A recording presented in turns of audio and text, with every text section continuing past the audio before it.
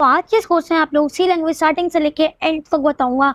2 project, वो भी एक एक करके। मैं आपको वेरिएबल्स के बारे में बताऊंगा, डेटा टाइप्स के बारे में बताऊंगा, कंट्रोल स्ट्रक्चर्स के बारे में बताऊंगा, फंक्शंस के बारे में बताऊंगा और ये बहुत कुछ के बारे में बताऊंगा। अगर आपको प्रोग्रामिंग बिल्कुल नहीं आती है, फिर आपको प्रोग्रामिंग बिल्कुल ही नहीं आती, तब भी ये सीरीज आपको सी लैंग्वेज में बहुत ज्यादा अद्भुत और तेज बना देगी और आपको फ्यूचर में कोडिंग में बहुत अच्छी से प्रोग्रामिंग के लिए तैयार कर देगी। आपके फ्यूचर में बहुत काम आएगा। तो आइए हमारे साथ सी प्रोग्रामिंग की दुनिया में और हम लोग देखते हैं सी प्रोग्रामिंग के बारे में। और चलिए अब आ जाता हूँ अपने कोड पर। तो यहाँ पे मैं जो हूँ VS कोड का यूज करने वाला हूँ और मैंने यहाँ पे आपको VS कोड इंस्टॉल करना नहीं बताया है, लेकिन मैं आप लोगों को जो लिंक दे दूंगा डिस्क्रिप्शन में, जिससे आप जाके VS कोड को इंस्टॉल कर लेना। तो अब मैं आप लोगों को बताता हूँ कि न्यू फाइल कैसे ऐड करते हैं। अब मैं क्या करूंगा, इस वाले ऑप्शन को प्रेस करूंगा, एक न्यू फाइल वाले ऑप्शन पर, और अब मैं क्या करूंगा, यहाँ पे लिखूंगा main.c।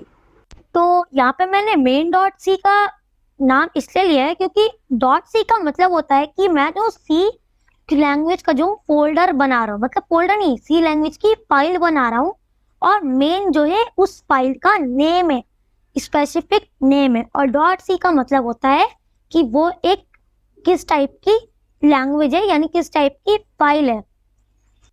नाम लिखने से पहले सबसे पहले मैं आप लोगों को चाहूंगा कि आप लोग जो है सेटिंग्स में जाइए, आप लोग इसके ऊपर क्लिक कीजिए, सेटिंग्स में जाइए और फिर उसके बाद यहाँ पे आप लोग जो लिखिए व्हील, और यहाँ पे माउस व्हील जूम को जो है चेक कर दीजिए, और ऐसे जो है आप चेक कर दीजिए। और उसके बाद आप लोग यहाँ पे एक्सटेंशंस में आ जाइए। यहाँ पे एक्सटेंशंस होगा, उसे आप यहाँ पे लिखिए C/C++। यहाँ पे ऑटोमेटिकली आपको जो एक्सटेंशन पैक आ जाएगा। आप जो है ना माइक्रोसॉफ्ट की तरफ से ओरिजिनली वाला जो है इसको जो डाउनलोड इंस्टॉल कीजिएगा। यहाँ पे एक टिक भी आ रहा होगा, लिखकर मार्क आ रहा होगा, टिक मार्क, तो वो जो है ओरिजिनल होगा। आप गलती से ये मत कर लीजिएगा C/C++ एक्सटेंशन पैक थीम्स, आपको सिर्फ C/C++ वाले ही एक्सटेंशन को जो है इंस्टॉल कर लेना है। उसके बाद फिर आप लोग क्या करना है, यहाँ पे आप लोग एक और एक एक्सटेंशन बता देता हूँ, उसका नाम है कोड रनर। और आपको भी इस एक्सटेंशन को भी जो है इंस्टॉल कर लेना है। और जब आप लोगों ने इसे इंस्टॉल कर लिया है, तो अब सबसे पहले मैं जो अपना कोड लिखूंगा, तो जैसे जैसे मैं लिखूंगा वैसे वैसे आप सेम टू सेम जो है आप भी लिखिएगा। तो सबसे पहले मैं लिखूंगा #include stdio.h। मैं अभी जैसा लिख रहा हूँ एकदम वैसा वैसे लिखिएगा, भले ही आपको कुछ समझ ना आ रहा हो। int main और print है हेलो वर्ल्ड,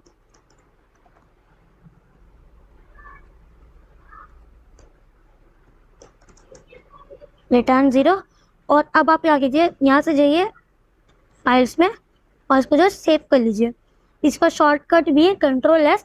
तो अभी के लिए तो मैं यहाँ से यूज कर रहा हूँ, बाद में मैं हमेशा Ctrl+S का यूज करूँगा। तो मैंने अब जो है इसको जो सेव कर लिया है, और अब मैं इसे कंट्रोल और हाँ, रन करने से पहले आप जो कीबोर्ड शॉर्टकट्स में आ जाइए, आप यहाँ पे लिख लीजिए रन, और यहाँ पे आपको खोजना पड़ेगा रन कोड। सो आप लोग इसके ऊपर क्लिक करना है, फिर आप लोग कंट्रोल फिर R आपको जैसे करके प्रेस करना है। उसके बाद आपको जस्ट एंटर दबा देना है, एंड गाइस आपको फिर इसको जो Ctrl+S दबाना है, और फिर आपका ये जो कीबोर्ड शॉर्टकट जो है आपका बन चुका है। तो जैसे आप Ctrl+S प्लस Ctrl+R दबाएंगे तो आपका ये जो है रन हो जाएगा। और जैसे कि आप देख सकते हैं यहाँ पे हेलो वर्ल्ड लिखकर आ चुका है। इंक्लूड हमारी एक लाइब्रेरी होती है जिसमें से हमारे जितने सारे फंक्शन होते हैं वो सारे जो फंक्शन आते हैं, जैसे कि प्रिंट है। प्रिंट एक फंक्शन है जो कि प्रिंट कराता है चीजों को ठीक है। और मतलब जैसे कि आप समझ लीजिए हैश टैग इंक्लूड stdio एक लाइब्रेरी है, एक लाइब्रेरी फंक्शन है, और इसमें से हम लोग वो सारे फंक्शन यूज कर सकते हैं जो हम लोग यहाँ पे इस्तेमाल करें इस वर्क स्पेस में। आई होप आप लोग समझ में आया होगा, अगर नहीं आया तो आपको दोबारा समझाता हूँ। हैशटैग इंक्लूड एक हैशटैग इंक्लूड stdio.h का मतलब होता है इंक्लूड studio.h, मतलब इंक्लूड कर दो studio.h वाली लाइब्रेरी को। तो studio.h क्या है? वो हमारी एक लाइब्रेरी है जिसमें से बहुत सारे फंक्शंस निकल कर आते हैं जो हम अपनी प्रोग्रामिंग में यूज करते हैं। तो ये हमारा हेडर हो गया मान के चलिए। और फिर अब हम बात कर लेते हैं इंट मेन की। तो इंट मेन हमारा एक फंक्शन होता है, ठीक है। ये हमारा दूसरा फंक्शन है। ये फंक्शन हमारा एक काम करता है, और ये फंक्शन जिसके अंदर हम लोग कोड्स लिखते हैं। तो ये के ऊपर प्रिंटफ एक फंक्शन है, जैसे कि लेकिन आप लोग मैंने यहाँ पे वीडियो के आवाज इसलिए जीरो के काटी बारे क्योंकि में। बहुत ज्यादा बैकग्राउंड नॉइज आ रहा तब लिखते हैं जब हमारा प्रोग्राम होता है एंड हो जाता है, और इसका काम जो होता है कि प्रोग्राम सक्सेसफुली एग्जीक्यूट हो चुका है। अगर यहाँ पे कोई और नंबर होता तो फिर वो अनसक्सेसफुल हो जाता। तो मैं एक न्यू फाइल बनाऊंगा जिसका मैं उसका नाम मैं रख दूंगा 01 अंडरस्कोर वेरिएबल .c। तो सबसे पहले गाइस मैं अपना कोड डाल लूंगा। मैं लिखने से बजाय इसको पूरे को कॉपी करके पेस्ट कर देता हूँ, पूरे को मिटा दूंगा एंड यस। सो सबसे पहले गाइस में हम लोग जो है कमेंट्स के बारे में बात कर लेते हैं। कमेंट्स उस चीज़ को बोलते हैं जो हमारा कंपाइलर इग्नोर कर देता है। जैसे कि अगर मुझे बताना है कि रिटर्न जीरो क्या काम होता है, तो हम लोग जैसे कि रिटर्न जीरो क्या काम आता है, तो फिर मैं लिख दूंगा return zero work is to give output zero. अब क्या होगा गाइज, अगर मैं इसके बिना ये चीज़ लिखूंगा तो ये जो कंपाइलर जो हमारा ये इसे कोड मान के चलेगा और इसे लगेगा कि ये क्या चीज़ लिख दिया भाई, मुझे तो समझ ही नहीं आ रहा, और फिर वो एरर हमें दे देगा। जैसे कि आप देख पा रहे हैं, यहाँ पे इसने बहुत सारा मुझे एरर दे दिया है। अगर मैं इसे सेव करके ऐसा करके रन करूँगा तो ये मुझे एरर दे रहा है कि ये क्या है यहाँ, ये कोई कांस्टेंट भी नहीं है, ये कोई फंक्शन भी नहीं है, नहीं कोई कीवर्ड है। तो अब मैं बात कर लेता हूँ। तो फिर और अगर लेकिन अगर हम लोग यहाँ पे डबल फॉरवर्ड स्लैश डाल दे तो फिर ये हमारे कमेंट्स के रूप में आ जाएगा, जो कि हमारा कंपाइलर ध्यान नहीं देगा। और इसको पढ़ के हम लोग कभी फ्यूचर में आएंगे, और अगर हमें पता नहीं होगा रिटर्न जीरो का मतलब, तो हम इसे पढ़ के समझ सकते हैं। यही काम होता है कमेंट्स का। तो फिर एग्जाम्पल के तौर पर यहाँ पे दे देता हूँ, today we are going to study, या फिर चलो learn new things of C language. तो अब ये क्या हुआ, ये जो चीज़ मैंने लिखी है ये कंपाइलर हमारा जो है इग्नोर कर देगा। तो अब हम बात कर लेते हैं बैकवर्ड स्लैश एन की। तो सबसे पहले मैं क्या करूँगा, अपना प्रिंटफ ले लूँगा और मैं लिखूँगा hello guys how are you, और यहाँ पे सबसे लास्ट में सेमीकोलन ले लूँगा। और अब मैं क्या करूँगा, मुझे चाहिए कि मैं से पहले आपको रन करके सेव करके रन करके दिखा दूँ क्या होगा। Hello guys how are you, ये प्रिंट होकर आ गया है।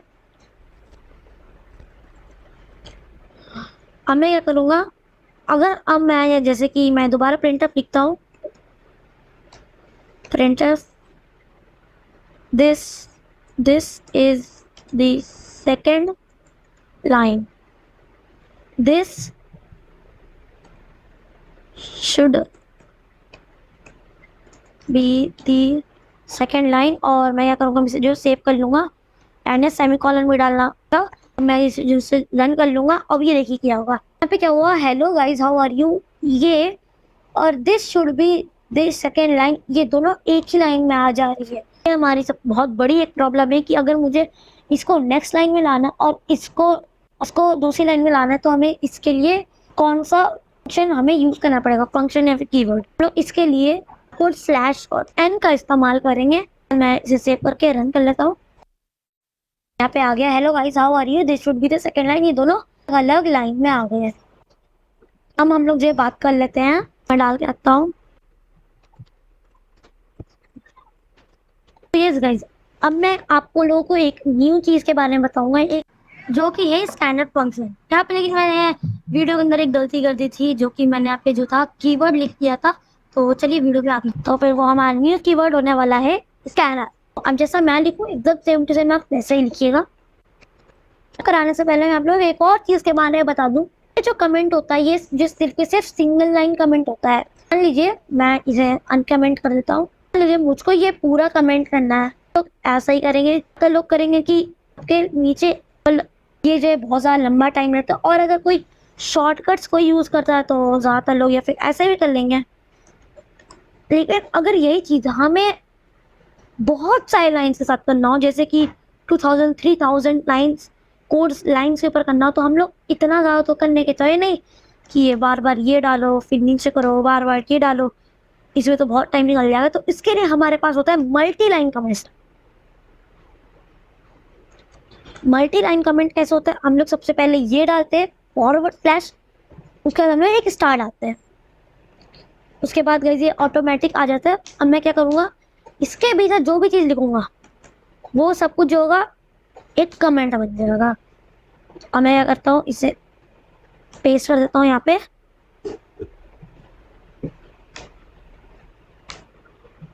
और अब ये जो पूरी चीज़ है वो सब कुछ कमेंट आउट हो चुका है।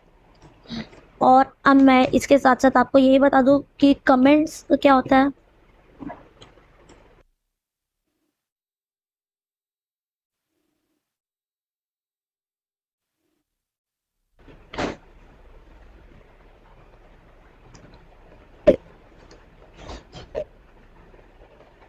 अच्छा, यहाँ पे क्या हुआ, एरर यहाँ पे इसलिए आ रहा है क्योंकि मैंने जब ये बनाया तो ये जो है उसी जगह पे एंड होता है जहाँ पे ये दूसरा वाला भी होता है।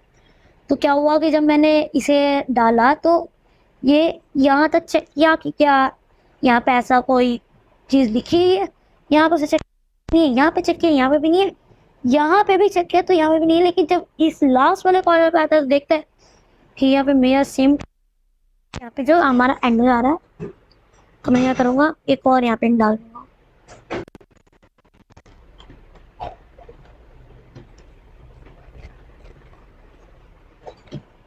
ओके, सिंगल लाइन कमेंट और मल्टी लाइन कमेंट्स। और अब मैं क्या करूँगा, इसको मैं बंद कर दूंगा, ये बहुत ज़्यादा स्पेस ले रहा है। मैं इन सबको तो अभी हटा दूंगा, लेकिन आप लोगों को समझाने के लिए मैं इतना बड़ा बड़ा बना रहा हूँ। और अब मुझे इसी को जरूरत नहीं है।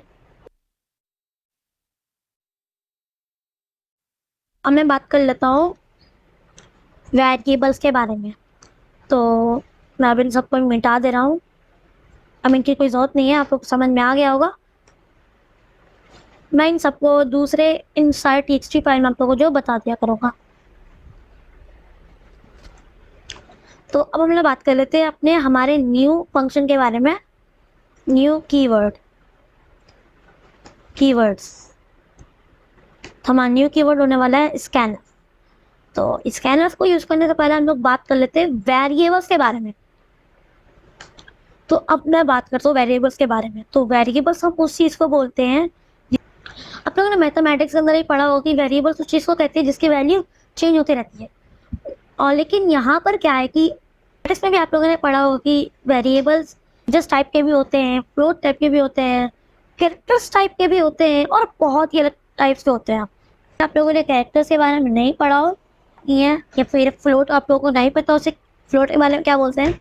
हाँ, तो अब हम लोग बात करते हैं इंटीजर वेरिएबल्स के बारे में। यहाँ पे क्या हुआ कि यार मेरा जो आवाज था ना वो कट गया वीडियो में से, और मुझे जो है अलग से वीडियो बनानी पड़ी, मतलब रिकॉर्डिंग करनी पड़ी। तो यहाँ पे मैं ये कहना चाह रहा था कि ये इंट और ये इंट दोनों बहुत अलग अलग होते हैं। तो ये इंट होता है इंटीजर टाइप के लिए, और जैसे कि इंटीजर टाइप ए हो गया, और वो वाला इंट होता है एक फंक्शन के लिए, जैसे कि इंट मेन फंक्शन। ठीक है, तो अब यहाँ पे मैं कमेंट लिख देता हूँ। इंटीजर टाइप वेरिएबल्स के लिए मैं इस्तेमाल करता हूँ इंट का, यानी इंट एक ऐसा कीवर्ड है जो कि इंटीजर टाइप वेरिएबल्स को बनाता है। और यहाँ पे मैंने यहाँ पे जो नीचे कीवर्ड लिखा है वहां पे मुझे फंक्शन लिखना था, मैंने गलती से कीवर्ड लिख दिया था। तो यहाँ पे मैं लिख रहा हूँ इंटीजर टाइप, मतलब इंटीजर वेरिएबल्स, और फिर यहाँ पे मैंने आगे लगा के लिख दिया इंट कीवर्ड। ठीक है, तो मैं यहाँ पे ये कहना चाह रहा हूँ कि इंट यानी कि एक इंटीजर टाइप वेरिएबल्स के लिए यूज करते हैं। और मैं आपको ये बार बार इसलिए बता रहा हूँ क्योंकि आगे जाके बहुत ही ज्यादा आपके लिए काम आएगा। तो आप लोग जो है ना हर एक इनके बाद जो है सेमी कॉलन जरूर लगाना। सेमी कॉलन बहुत ही इंपॉर्टेंट रोल लेता है सी लैंग्वेज के अंदर। तो चलिए अब मैं आगे बढ़ जाता हूँ फ्लोट टाइप वेरिएबल्स के बारे में। तो यहाँ पे मैं सबसे पहले लिख देता हूँ decimal type variables. Decimal type variables जैसा आप लोगों को पता है 3.45, 30.68, इन सबको डेसिमल वैल्यूज बोलते हैं। तो यहाँ पे डेसिमल वेरिएबल्स के लिए हम लोग यूज करते हैं फ्लोट का। तो यहाँ पे मैं लिख देता हूँ decimal types variable, integer types variable. तो डेसिमल टाइप्स वेरिएबल्स के लिए हम लोग यूज करते हैं फ्लोट का, जैसे कि मैं यहाँ पे लिख ही देता हूँ फ्लोट ए। उससे पहले मैं कमेंट में लिख देता हूँ फ्लोट, हाँ तो फ्लोट बी नहीं फ्लोट ए रखता हूँ मैं अभी के लिए आप लोगों को समझाने के लिए, बाद में इसे चेंज कर दूंगा मैं। ठीक है, तो अब मैं क्या करता हूँ इसको कंट्रोल डी का शॉर्टकट यूज करके इसे नीचे लाता हूँ। आप में कुछ और होगा, मतलब आप में कंट्रोल डी होगा या फिर कोई दूसरा होगा शॉर्टकट की, लेकिन मैं तो अपने वाले को कंट्रोल शिफ्ट डाउन एरो की को कीबोर्ड शॉर्टकट को यूज करता हूँ। तो यहाँ पे मैं लिख देता हूँ कैरेक्टर टाइप्स वेरिएबल के लिए मैं कैरेक्टर का यूज करता हूँ, कैरेक्टर ए बना दिया मैंने। तो इंटीजर टाइप वेरिएबल्स के लिए इंट है, डेसिमल टाइप वेरिएबल्स के लिए फ्लोट, और कैरेक्टर टाइप वेरिएबल्स के लिए कार। लेकिन अब मैं आप लोगों को एक बहुत इंपॉर्टेंट चीज कैर के बारे में बताने वाला हूँ। वो एक कभी भी आप लोग जो है ना कैर की कोई सा भी अगर आप एक वेरिएबल बनाते हैं तो वो सिर्फ के सिर्फ एक वर्ड का होना चाहिए, एक कैरेक्टर का होना चाहिए, जैसे कि एक लेटर। जैसे कि मैंने कैर CDEF जो भी एक मान के चलिए मैंने ई बनाया, तो मैंने अगर उसकी वैल्यू दी तो उसके अंदर मैं वैल्यू दूंगा सिर्फ के सिर्फ एक लेटर, जो कि कोई सा भी लेटर हो सकता है। तो अब मैं यहाँ पे आप लोगों को एक चीज बता दूं कि अगर यहाँ पे मैंने क्या किया, सारी के सारी जो फ्लोट है कह रहे हैं इंटीजर, सबको मैंने जो है एक ही वेरिएबल से नेम दिया है जो कि है ए। और ये कंपाइलर मुझे एरर दे देगा ये सोच के कि ये इंट है या फिर ये फ्लोट है या फिर ये कैर है। उसे समझ नहीं आएगा कि ए एक इंटीजर है, फ्लोट है या फिर एक कैरेक्टर टाइप वेरिएबल है। तो इसलिए मुझे इन सबका जो है नेम बदलना पड़ेगा, कंपाइलर जो होगा कंफ्यूज हो जाएगा। चलो तो मैं इन सबका नेम वेरिएबल्स का नेम अलग कर देता हूँ, फ्लोट बी और कैरेक्टर सी। तो मैं क्या करता हूँ, अब मैं क्या करूँगा, जैसे जैसे मैं लिखूंगा वैसे सेम टू सेम आप लोग भी जो है लिखिएगा।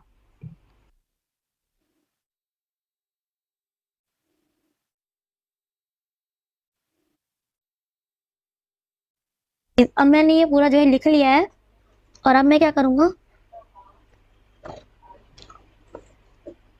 तो मैंने इसे पूरा लिख लिया।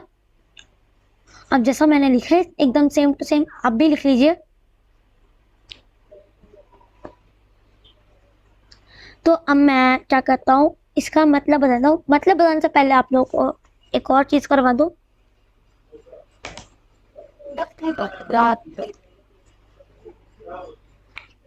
ओके गाइस,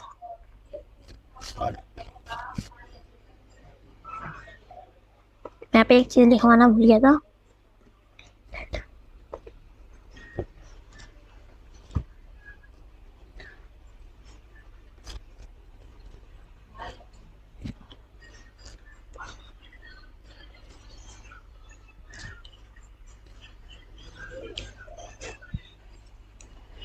ओके, अब मैं आप लोगों को इन सबका जो मतलब समझाता हूँ। सबसे पहले प्रिंटफ मतलब मैंने आप लोगों को अभी बताया था, इसका मतलब होता है कि प्रिंट करा दो, मतलब डिस्प्ले पे प्रिंट करा दो एंटर वैल्यू ए। और अब हम लोग बात करते हैं स्कैनफ के बारे में। स्कैनफ का मतलब होता है यूजर इनपुट लेना, यूजर इनपुट टेकिंग। इसका मतलब होता है यूजर इनपुट लेना।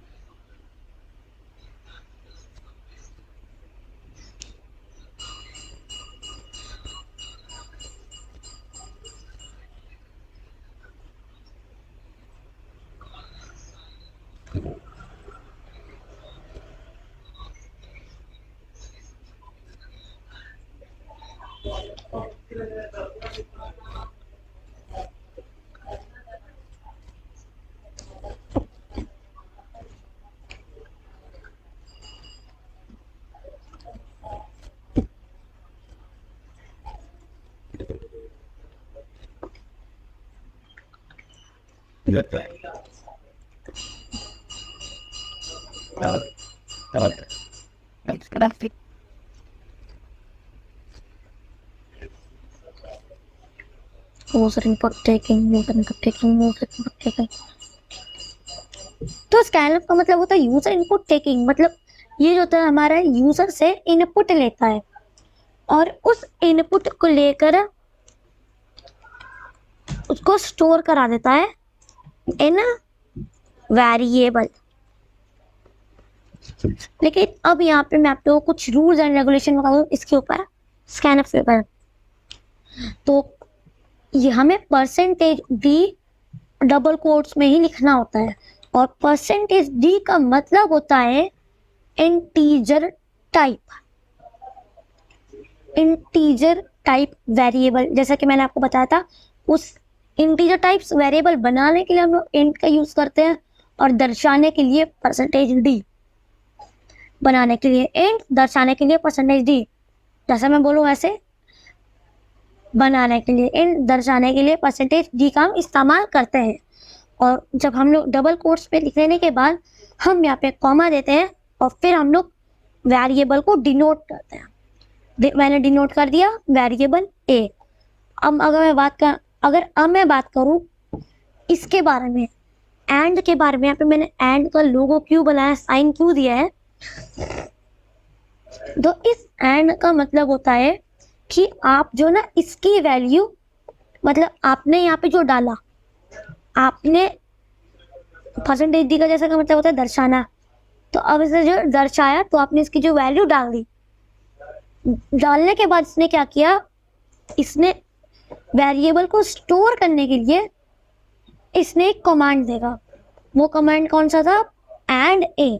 अगर एंड ए लिखा हो तो आपने परसेंटेज डी मतलब दर्शाने वाली जगह पर आपने जो भी चीज लिखा होगा वो उसमें क्या करेगा, उसमें वो वैल्यू वो ए वेरिएबल के अंदर जो है डाल देगा।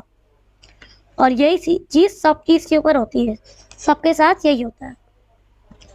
तो और यहाँ पे मैं डाल दूं, मैं ये भी डाल देता हूँ,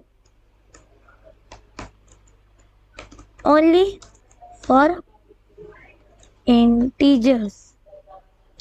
और क्या करूँगा, ओनली फॉर इंटीजर्स और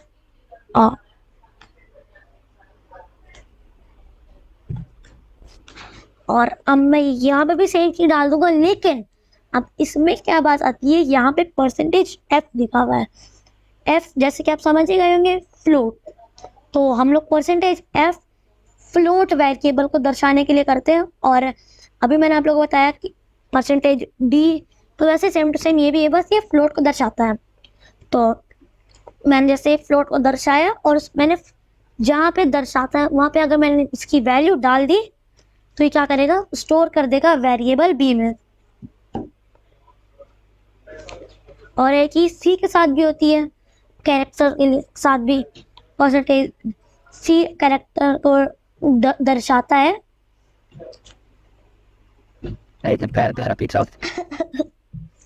कैरेक्टर्स को जो दर्शाता है और एंड ये वैल्यू को जो इनपुट करवा लेता है, स्टोर कराता है वैल्यू को।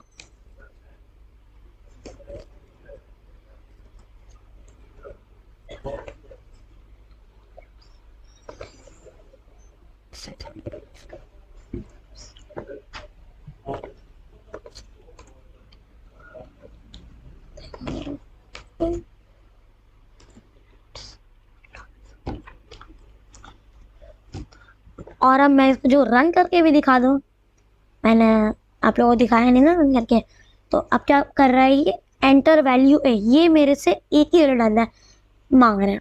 और यहाँ पे मैं वैल्यू लिखूंगा 6, एंटर करूंगा,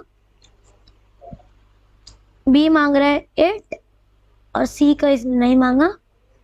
क्यों? क्योंकि देखना पड़ेगा इसने क्यों नहीं मांगा।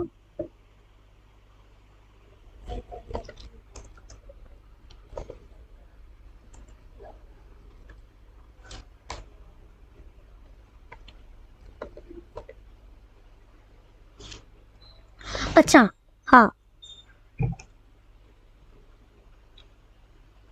अच्छा यहाँ पे गलती यहाँ पे हो रही थी कि मैंने पिछली बार में क्या किया था, मैंने फ्लोट की जो वैल्यू थी उसको मैंने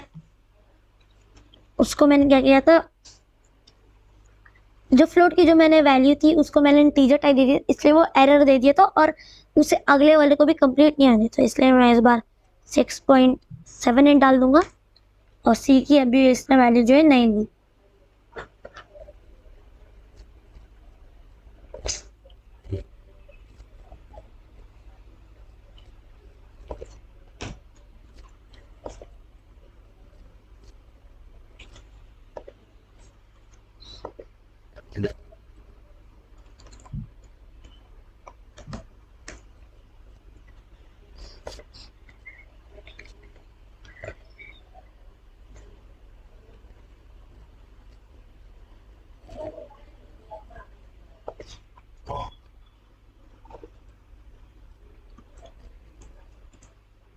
Yes, sir. तो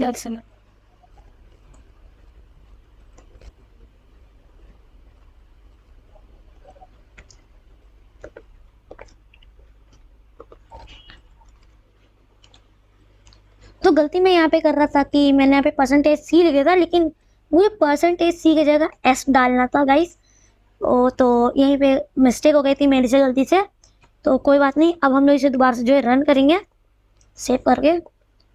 ये मैंने सेव किया और इसे मैं जो रन कर रहा हूँ। अब ये बोल रहा है, ये मैंने क्या कर दिया, एंटर वैल्यू ऑफ ए। मैं क्या करूँगा, वैल्यू दे दूँगा 56, बी की वैल्यू दे दूँगा 23.43 और सी में मैं एक लेटर डालूंगा, एक लेटर ओनली। क्यों? क्योंकि एक कैरेक्टर, ये कोई स्ट्रिंग नहीं है। ये चीज आप याद रखिए, कभी भी आप अगर एक कैर बनाते हैं तो उसके अंदर आप मल्टीपल कैरेक्टर्स नहीं डाल सकते हैं, आप सिर्फ सिंगल कैरेक्टर्स डाल सकते हैं। जैसे कि मैंने टी को ले लिया या फिर ए को ले लेते हैं, एंड ए हमारा स्पेसिफिक कैरेक्टर है।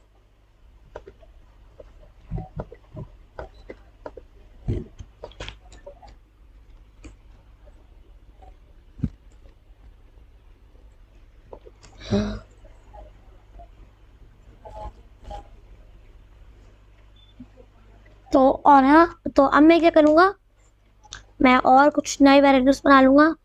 Int D, float E and char F. और अब मैं क्या करूँगा, इन तीनों को ना अलग अलग वैल्यू दे दूँगा।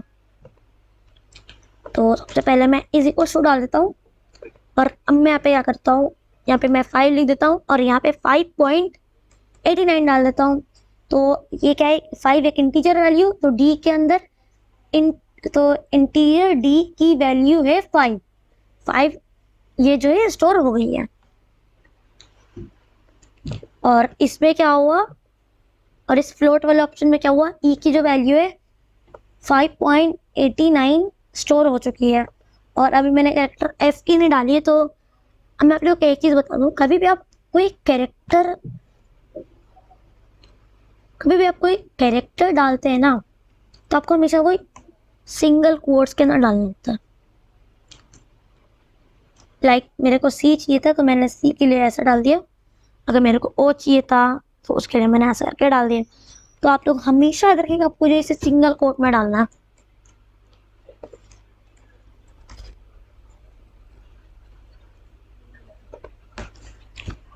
तो अब मैंने आप लोगों से इतनी मेहनत से ये लिखवा भी लिया और वैल्यू भी इनपुट कराई, लेकिन अभी तक हमें इसे प्रिंट नहीं करना सीखा।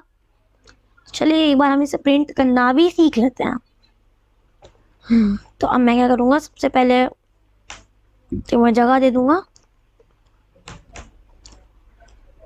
और यहाँ पे मैं डाल दूंगा प्रिंटिंग, और मैं यहाँ पे भी एक अलग सेक्शन बना दूंगा।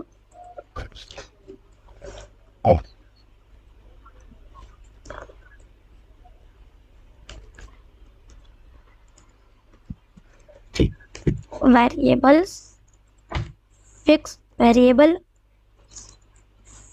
फिक्स,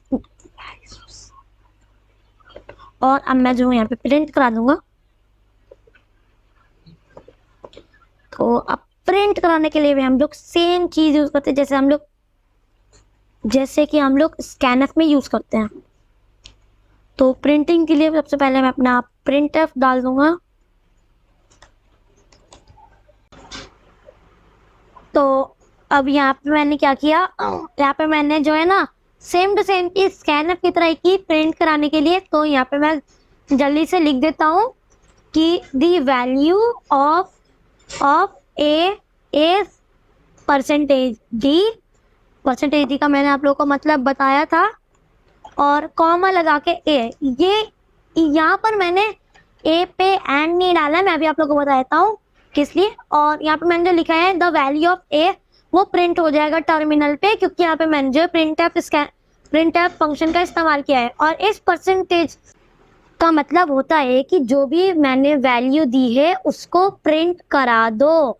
और इस एक का यहाँ पे मैंने एंड इसलिए नहीं लगाया क्योंकि एंड सिर्फ स्कैनर फंक्शन में ही यूज होता है जब हम लोग कोई एक वैल्यू यूजर इनपुट से लेते हैं, और ये परसेंटेज डी प्रिंटफ में प्रिंट कराता है, जैसा कि मैंने अभी आप लोगों को बताया।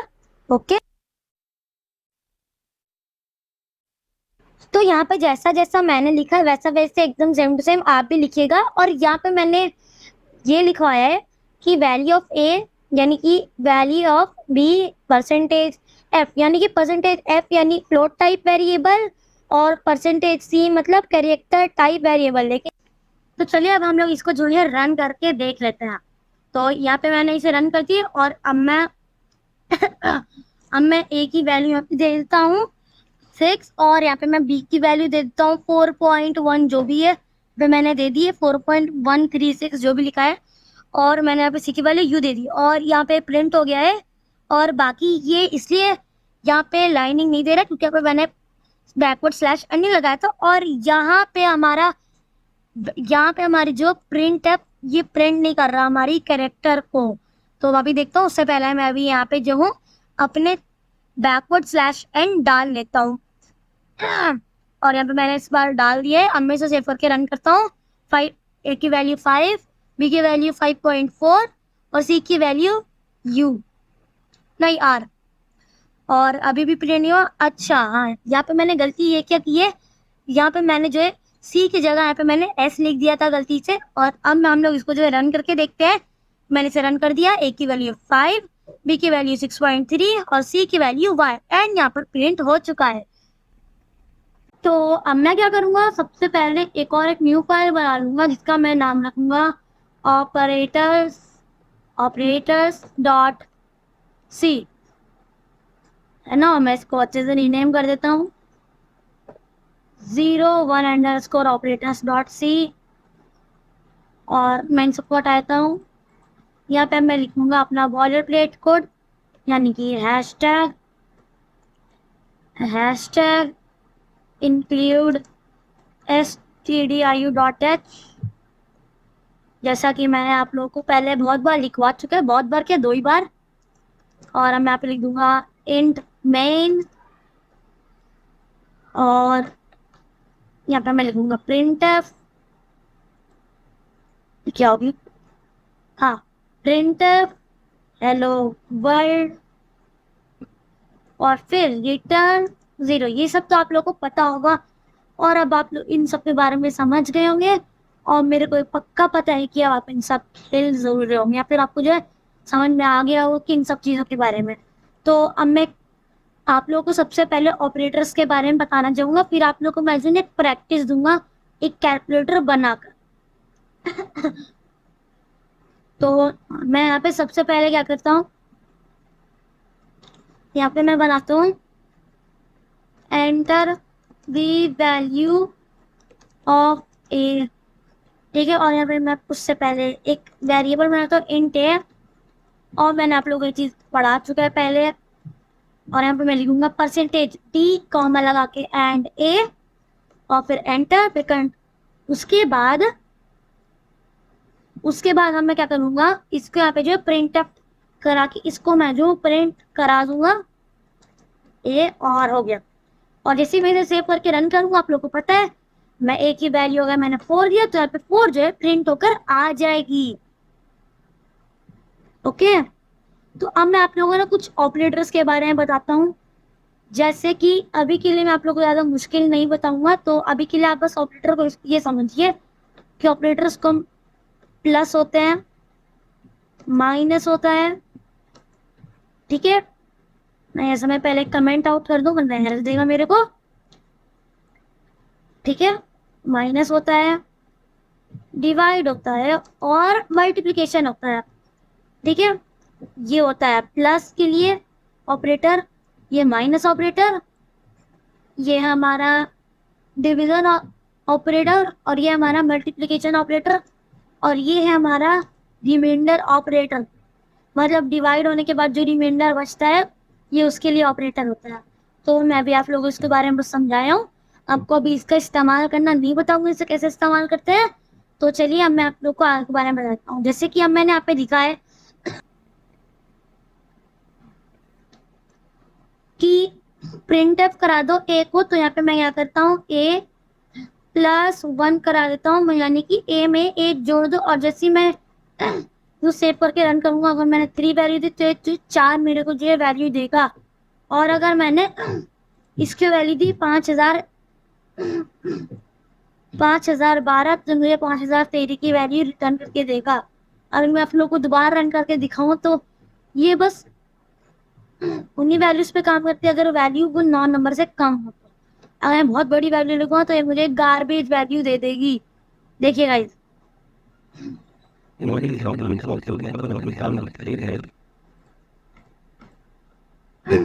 तो और अब मैं आप लोगों को माइनस का भी करा देता हूँ और 4 और यहाँ पे 3 आ गया लिखकर। और अब मैं यहाँ पे डिवीजन का भी आप लोगों को समझाता हूँ। समझाने क्या जरूरत, आप लोग तो अब समझ ही गए होंगे। मैं 2 डालूंगा और 2 ही आया, वो इसलिए क्यों, क्योंकि यहाँ पे मैंने 1 से डिवाइड किया, इस बार 2 से डिवाइड करते हैं।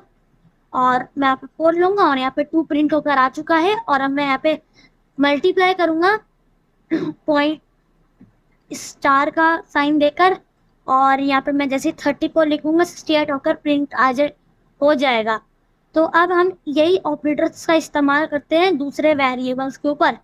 तो जैसे कि यहाँ पे मैं जो ना 2 वैल्यू ले लेता हूँ, एक ये वाली वैल्यू, ठीक है, और अब एक और वैल्यू बी वाली, ठीक है ना। मैं भी एक इंटीजर टाइप वेरिएबल बनाता हूँ, बना लिया इसको मैंने। और अब मैं क्या करूंगा a+b डाल दूंगा, मैं इसे सेव करके मैं इसे रन करूंगा। यहाँ पे मैं 4 डालूंगा इसकी वैल्यू और मैं डालूंगा इसकी 3 वैल्यू, प्रिंट होके 7 आ जाए। और यहाँ पे गलती, अब आप लोग इसके बारे में तो पता चल गया। ठीक है। तो अब मैं यहाँ पे मल्टीप्लाई वही सब करूँगा, तो मैं आप लोगों को करके दिखा देता हूँ। 2 2 0, और ये माइनस में भी वैल्यू आ सकती है, जैसे कि मैंने यहाँ पे 2 डालना, यहाँ पे 3 डालना, इसने -1 मुझे प्रिंट करके दे दिया है। और अब मैं इसे डिवाइड करके दिखाऊंगा आप लोगों को। तो जैसे कि 50 divided by 25 is equal to 2। और अब मैं यहाँ पे सिंपली मल्टीप्लाई करके आप लोगों को दिखा देता हूँ। मैंने यहाँ पे स्टार का साइन लगा दिया, मतलब साइन लगा दिया, उसके बाद हम यहाँ पे 6 और 6 36 प्रिंट होकर आ जाएगा। और अब मैं आप लोगों को इसको स्क्वायर कर भी करके दिखाती हूँ, जैसे कि a इंटू ए भी हम लोग कर सकते हैं। तो यहाँ पे बस b की कोई वैल्यू बेकार की, लेकिन a into A is equal to 16। कैसे? क्योंकि 4 इंटू 4 इज इक्वल टू 16, यानी 4 का स्क्वायर इज इक्वल टू 16।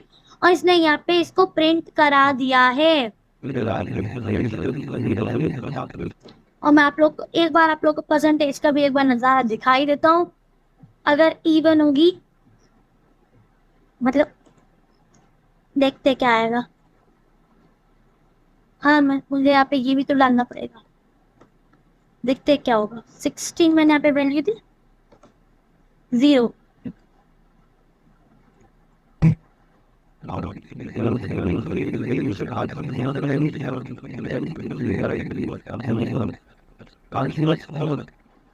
अच्छा, अब समझा मैं।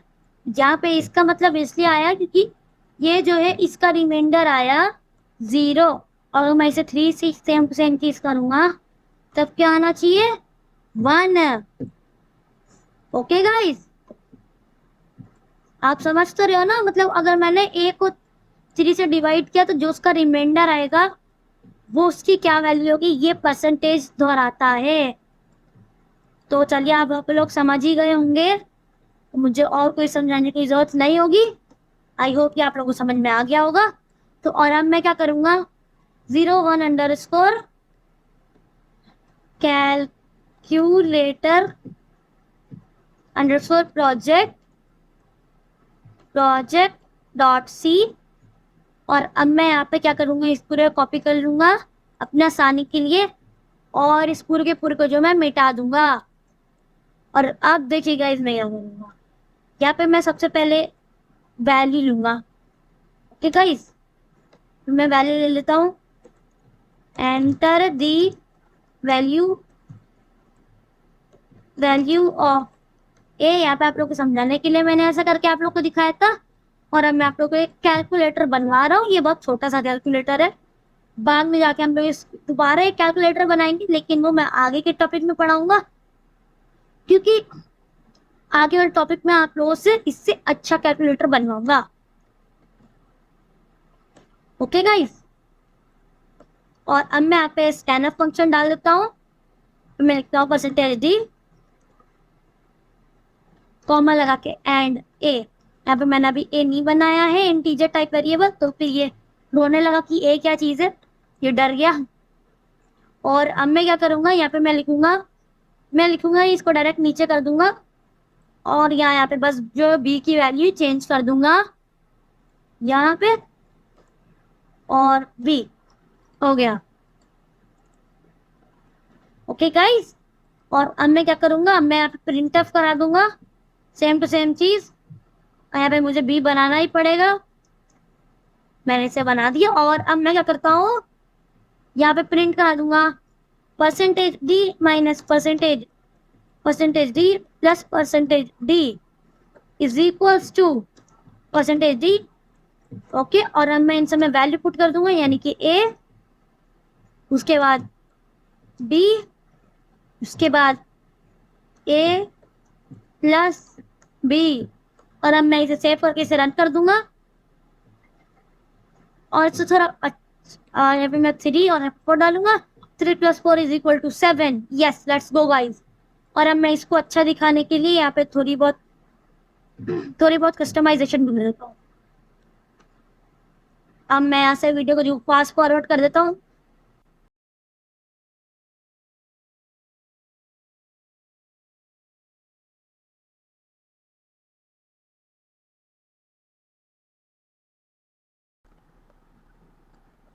ओके गाइस, अब ये मेरा जो है मैंने इसे कस्टमाइज कर दिया। फास्ट फॉरवर्ड में आप लोगों ने देखा होगा। ओके, और अब मैं इसे सेव और रन कर दूंगा, सेव एंड रन। एंड आप लिख के आगे simple calculator for beginners 4 and 3, 4 plus 3 is equal to 7। Thank you for using our calculator. अब मैं क्या करूंगा, यहाँ पर भी मैं जो